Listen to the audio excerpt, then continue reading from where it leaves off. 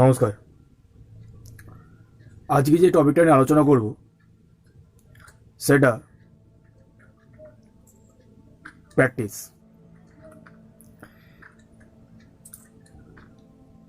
জীবনে কোনো কিছু করতে গেলে সেটা যে কোনো কাজ হোক,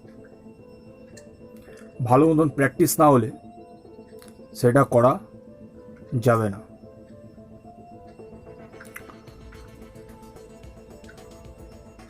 এমনভাবে তাকে প্র্যাকটিসটা করতে হবে যতক্ষণ না যেটা সে প্র্যাকটিস করছে ভালো মতন সেটাকে সে করতে পারছে। সেটা যে কোনো কিছুর হতে পারে, যে কোনো ফিল্ডের হতে পারে, যে কোনো কাজের হতে পারে, কিন্তু প্র্যাকটিস বি ইম্পর্টেন্ট। আজকে দুটো জিনিস নিয়ে দুটো এক্সাম্পল আপনাদের সামনে রাখবো। প্র্যাকটিস যে কতটা ইম্পর্টেন্ট সে দুটো উদাহরণ নিয়ে আপনাদের সামনে আমি রাখব। ফার্স্ট একটা উদাহরণ যেটা দিলে হয়তো সেটা বুঝতে হয়তো কিন্তু অসুবিধা হবে, কিন্তু যদি ডেপথ দিয়ে সেই জিনিসটাকে বোঝেন তার অনেক অনেক বেশি তার মানে আছে। গল্প ছোট কিন্তু তার মোরাল স্টোরি বিশাল।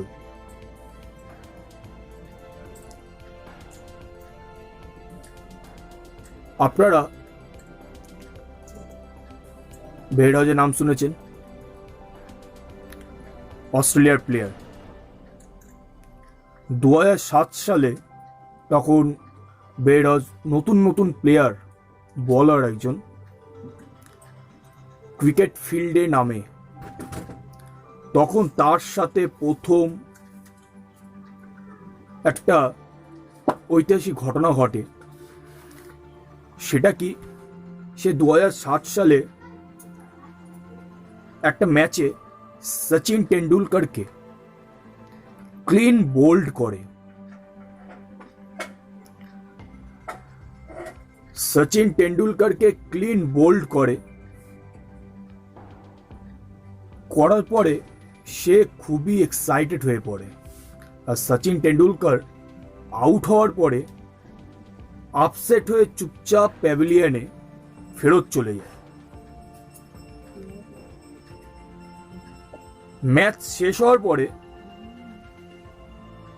বেয়ারডজ সেই বলটিকে নিয়ে সচিন টেন্ডুলকারের কাছে দৌড়ে গিয়ে বলে, স্যার আমাকে এই বলটাতে সাইন করে দিন।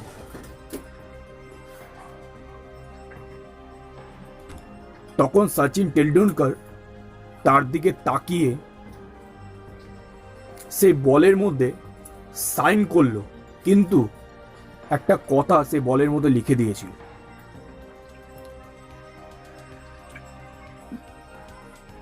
সেটা হলো, এই দিনটি তোর জীবনে আর কোনোদিন আসবে না। এই দিনটি তোর জীবনে আর কোনোদিন আসবে না।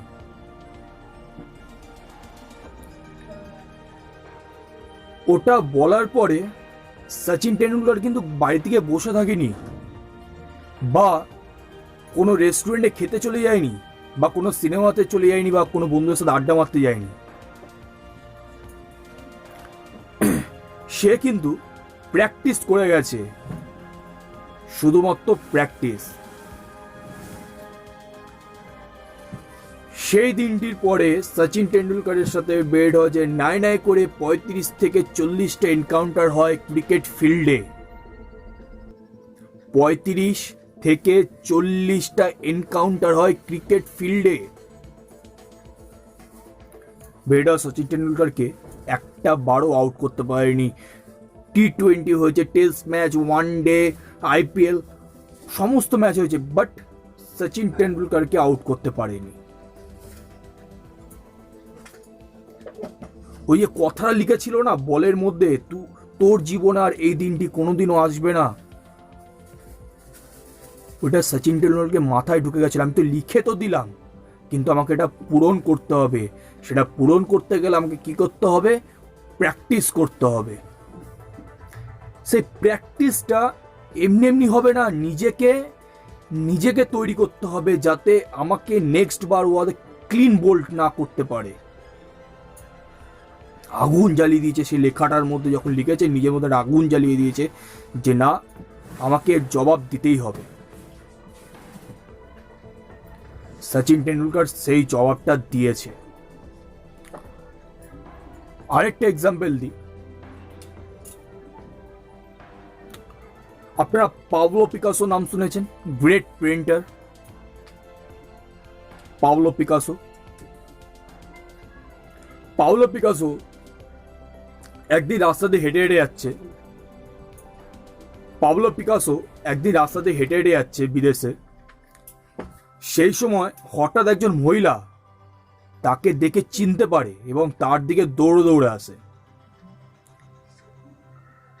মহিলাটি তাকে বলল যে আর ইউ পাবলো পিকাসো? তখন পাবলো পিকাসো বললো হ্যাঁ আমি। বন্ধুরা, আপনারা একটা ইনফরমেশন দিই, পাবলো পিকাসো আগে যে পেন্টার ছিল এমএফ হোসেনকে ছাড়িয়েও চলে যায় পাবলো পিকাসো। তখনকার দিনে এমএফ হোসেন সবচেয়ে বড় পেন্টার, কিন্তু তাকেও ছাড়িয়ে চলে যায় পাবলো পিকাসো। তখন সেই মহিলাটি পাবলো পিকাসোকে একটা কথা বলে, রিকোয়েস্ট করে যে স্যার আমাকে একটা পেন্ট করে দিন স্যার, এটা আমার রিকোয়েস্ট স্যার। তখন পাবলো পিকাসো বলে যে এটা কি করে সম্ভব, এই মুহূর্তে এটা কি করে সম্ভব? তখন মহিলাটি তাকে রিকোয়েস্ট করে, অনুরোধ করে, নানা রকমভাবে বোঝায় যে আমাকে একটা করে দিন। তখন মহিলাটি তাকে একটা পেপার দেয়, একটা পেন্সিল দেয় যে স্যার করে দিন স্যার। তখন পাবলো পিকাসো শেষ অবধি তাকে একটা পেন্ট করে দেয়। 30 সেকেন্ড, বন্ধুরা 30 সেকেন্ডের মধ্যে এরকম একটা ড্র করে সেই মহিলাটিকে দিয়ে দিল। নিচে লেখা ছিল পাবলো পিকাসো। তখন পাবলো পিকাসো মহিলাটিকে বলছে যে lady, it's for you, it's worth 15 lakhs, যার দাম 15 লাখ টাকা। আপনারাও তো ভাবছেন যে 30 সেকেন্ডে কি পেন্টিং করে দিল যে তার দাম 15 লাখ টাকা। সেই ভাবনা চিন্তাটা সেই মহিলার মধ্যেও ঘুরছিল। সে সেটা বিশ্বাস তখন করেনি। সে কি করছে, সে পেন্টিংটাকে নিয়ে নানা রকম এক্সিবিশন, নানা রকম জায়গায় সে পেন্টিংটা নিয়ে ঘুরে বেরিয়েছে, কিন্তু পেন্টিং এর তলাটা নাম লেখা ছিল বন্ধুরা পাবলো পিকাসো। সেই নামটা সে এমনি এমনি তার দাঁড়ায় হয়নি বা দাঁড়ায়নি, তাকে কঠোর পরিশ্রম, কঠোর প্র্যাকটিস করতে হয়েছিল। যখন মহিলাটি এক্সিবিশনে যে পেন্টিংটা রাখে, পেন্টিংটা নিচে যখন পাবলো পিকাসো নামটা লেখা ছিল, সেই পেন্টিংটা বন্ধুরা আপনারা বিশ্বাস করবে না কত টাকায় বিক্রি হয়েছে। সেই পেন্টিংটা আপনারা বিশ্বাস করবেন না কত টাকায় বিক্রি হয়েছে। 15 to 75 লাখ ছিল বন্ধুরা, 50 to 75 লাখ।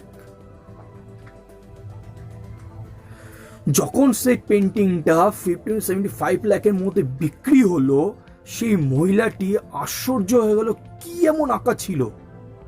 সে তখন পাবলো পিকাসোকে পাগলের মতন খুঁজতে থাকে সমস্ত জায়গায়, যে তাকে একবার দেখতেই হবে, তাকে জানতেই হবে। তখন সেই মহিলাটি যেই করে হোক পাবলো পিকাসোকে খুঁজে পেল। খুঁজে পাওয়ার পরে পাবলো পিকাসোকে একটা কোশ্চেনই করলো যে স্যার আপনি আমাকে চিনতে পেরেছেন? পাবলো পিকাসো বলল হ্যাঁ আপনাকে চিনতে পেরেছি। বললো স্যার আপনি যে পেন্টিংটা আমাকে বেচেছিলেন, সেই পেন্টিংটার দাম 15 লাখ টাকা বলেছিলেন, কিন্তু স্যার এই পেন্টিংটা 50 থেকে 75 লাখ টাকায় বিক্রি হয়েছে। এটা কি করে সম্ভব যে আপনি 30 সেকেন্ডের মধ্যে এরকম একটা দামি জিনিস বানিয়ে দিলেন? তখন পাবলো পিকাসো বলল যে আপনি আমার 30টা সেকেন্ড দেখলেন, আমার সেই 30টা সেকেন্ডে যে পেন্টিংটা বানিয়েছি, সেই 30টা সেকেন্ডের পিছনে 30 বছরের ইতিহাস আছে। আমাকে 30টা বছর কঠোর প্র্যাকটিস করতে হয়েছে, তারপরে আজকে আমি 30 সেকেন্ডে একটা পেন্টিং নামাতে পারছি। তাহলে বন্ধুরা, প্র্যাকটিস। আজকে কঠোর প্র্যাকটিস করেছিল বলে 30টা বছর আজকে গিয়ে সেই জায়গায় দাঁড়িয়ে 30 সেকেন্ডে একটা পেন্টিং নামিয়ে দিয়েছে। আরো নানা রকম লোকেরা আছে, তাদের নানা রকম এক্সাম্পল আছে, তারা প্র্যাকটিস করে করে আজকে এই জায়গায় এসছে। সে আপনি যাকে খুশি আপনার আইডিয়াল হিসেবে যাকে হিসেবে নিয়ে নিন। আপনি শেষ করার আগে আরেকটা ছোট্ট এক্সাম্পল দেব মিল্খা সিংকে নিয়ে। আমার প্রত্যেকটা ভিডিওতে মিল্খা সিংকে নিয়ে বা মহেন্দ্র সিং ধোনিকে নিয়ে আমি রাখি একটাই কারণে, এক্সাম্পলে তারা আমার কাছে আইডল, ইন্সপিরেশন। দ্যাটস ওয়াই আমি শেষ করার আগে মিল্খা সিংকে একটা এক্সাম্পল দেব। যখন পাকিস্তানের কোচ মিল্খা সিংকে যখন বলেছিল যে তোমার এটা জীবনের লাস্ট দৌড়, তুমি এরপরে জীবনে কোনোদিন দৌড়াতে পারবে না, কারণ তুমি এই ম্যাচ তুমি জিতবে না, তখন মিল্খা সিং তাকে অ্যান্সার দিয়েছিল, সরি স্যার, আপনি ভুল বললেন, হতে পারে আমার এটা জীবনের শেষ দৌড়, কিন্তু আমি এমন দৌড় দৌড়াবো আমাকে গোল্ড নিতে কেউ আটকাতে পারবে। মিল্খা সিং বন্ধুরা, আপনারা যদি যারা যারা দেখেছেন বা জানেন, মিল্খা সিং সেদিন এমন দৌড় দৌড়েছিল একটাই কারণে, যে সে চরম প্র্যাকটিসটা